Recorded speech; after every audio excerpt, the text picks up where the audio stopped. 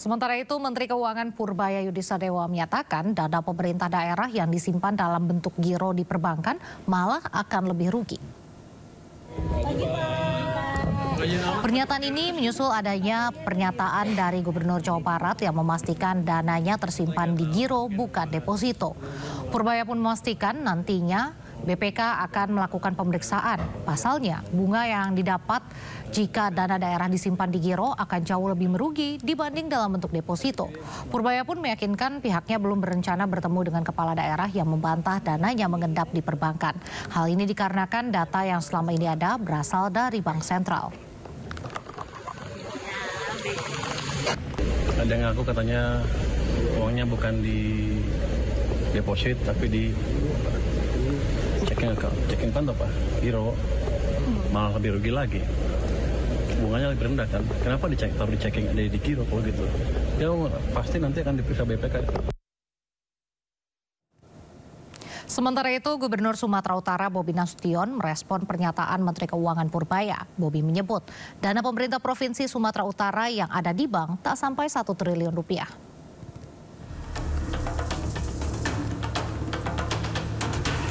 Bobi Nasution mengatakan RKUD rekening kas uang daerah Pemda Sumatera Utara hanya satu saja, yakni di Bank Sumatera. Saldo Pemda Sumut di bank tersebut bernilai 990 miliar rupiah. Bahkan pembayaran beberapa kegiatan masih terhold atau tertahan sehingga belum terjadi pembayaran. Ia juga mengatakan dana Pemprov yang ada di bank tak seperti data di Kementerian Keuangan. Meski begitu, Gubernur Sumatera Utara ini mengaku akan mengecek kembali soal data yang disampaikan oleh Purbaya.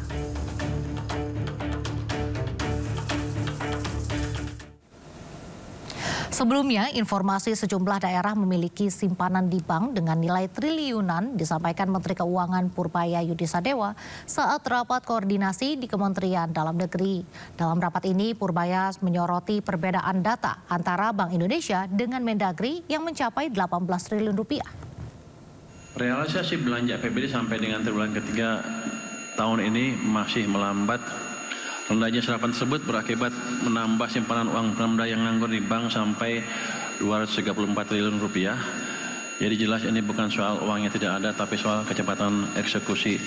Tadi Pak Tito bilang bedanya dengan catatan di itu ada 18 triliun ya Pak ya, kalau dari kas daerah. Justru saya jadi tanya-tanya, 18 triliun itu kemana? Karena kalau Bank Sentral pasti ngikut, itu dari bank-bank di seluruh Indonesia termasuk di BI, segitu tercatat. Kalau di Pemda kurang 18, mungkin Pemdanya kurang teliti ngitungnya Pak, nulisnya Pak. Kalau BI itu pasti udah di sistem semuanya. Jadi itu mesti diinvestigasi itu kemana yang selisih 18 triliun itu. Tapi nggak apa-apa, selama di daerah digunakan, itu udah bagus untuk mendorong ekonomi daerah. Jadi kuncinya itu. Jangan ditransfer ke pusat lagi uangnya, jangan taruh di bank Jakarta, tetap aja di bank daerah. Kalau banknya jelek dibetulin supaya uangnya betul-betul muter di sana. Gubernur Maluku Utara Shirley Chuanda mendatangi KPK. Shirley mengaku hendak berkonsultasi terkait pencegahan korupsi di Provinsi Maluku Utara. Selamat pagi Bu Shirley. Shirley dan rombongan tiba di Gedung Merah Putih KPK pada Rabu pagi. Kedatangan Gubernur Maluku Utara ini untuk meminta saran dari KPK tentang pencegahan korupsi yang terekam dalam MCP atau Monitoring Center for Prevention. Shirley juga mengaku konsultasi dilakukan agar skor MCP Maluku Utara sesuai level nasional. Saat ini KPK tengah melakukan pendampingan dan pengawasan kepada seluruh pemerintah daerah terkait penganggaran program prioritas di seluruh Indonesia.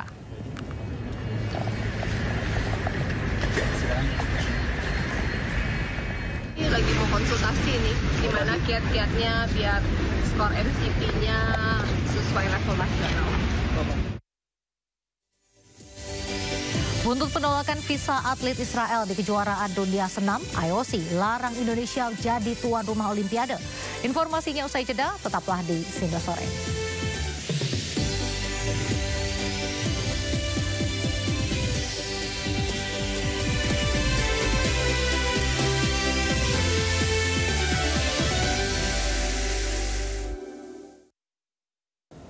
Sejak dilantik Presiden Prabowo Subianto pada 8 September 2025, Menteri Keuangan Purbaya Yudisadewa melakukan sejumlah gebrakan. Tak jarang gebrakannya ini bersinggungan dengan sejumlah lembaga pemerintahan.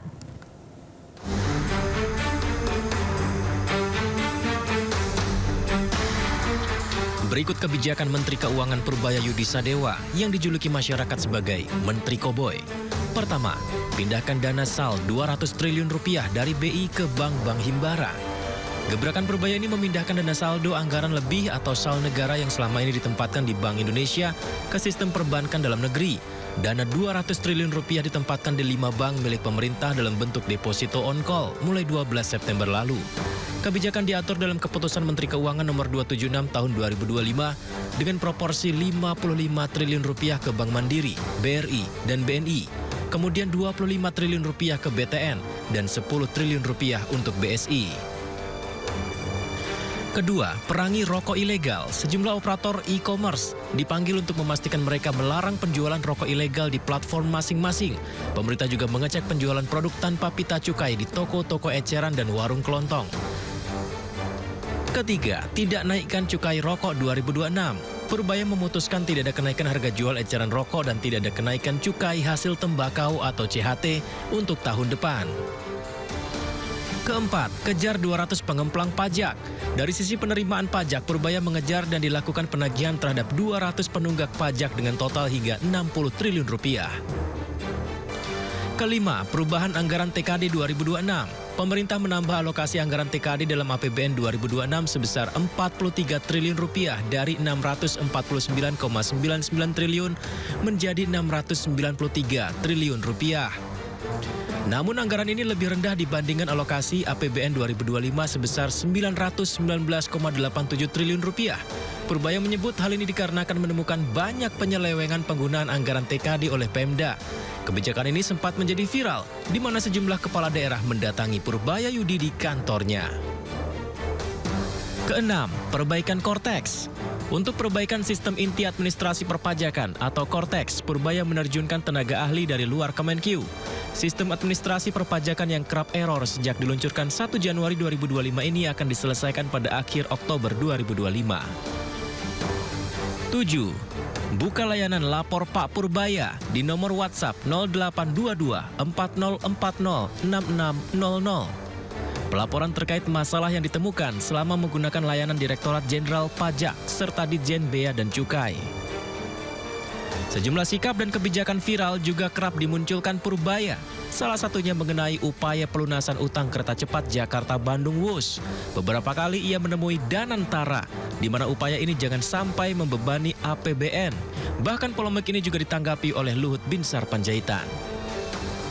Dan yang terbaru adalah banyaknya dana daerah yang mengendap di bank. Disinggung Menteri Keuangan Purbaya Yudisadewa dalam rapat pengendalian inflasi tahun 2025 di kantor Kemendagri Jakarta. Purbaya menyebut realisasi belanja yang lebih lambat membuat dana daerah menumpuk di perbankan hingga 234 triliun rupiah di bank. Pernyataan ini membuat sejumlah kepala daerah kalang kabut berlomba-lomba memberikan klarifikasi. Bahkan Gubernur Jawa Barat Deddy Mulyadi rela melakukan pengecekan ke Bank Jabar, Kementerian Keuangan, dan Kemendagri. Lantas, akan bertahan hingga berapa lama lagi taring seorang Menteri Keuangan Purbaya Yudisadewa? Dan benarkah ini akan berpengaruh terhadap kesejahteraan masyarakat Indonesia?